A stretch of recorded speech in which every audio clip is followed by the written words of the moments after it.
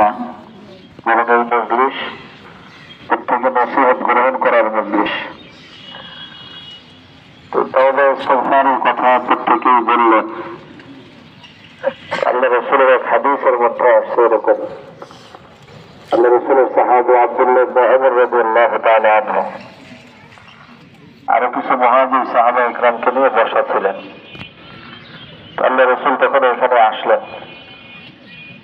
এসে আল্লাহ রাসূল বলেন যে খামসু খিসালান ইদান তুলিতুম বিহিন্না আউযু বিল্লাহি মিন আন তুদরিকুহুন্না। এই পাঁচটা এরকম কাজ এমন আছে, যে পাঁচটা কাজে যখন তোমরা আক্রান্ত হবে আল্লাহ তাআলার পক্ষ থেকে 5 ধরনের বিপদ তোমাদের উপর নেমে আসবে এবং বিপদের গুরুতরতা আল্লাহ রাসূল অনুধাবন করে সাথে সাথে এটা বললেন যে আমি আল্লাহ তাআলার কাছে পানা চাই যাতে এই বিপর্যয় তোমাদেরকে না পেয়ে বসে। তো সেই 5টা বিষয়ের মধ্যে একটা বিষয় আল্লাহ রাসূল বললেন, ওমা মান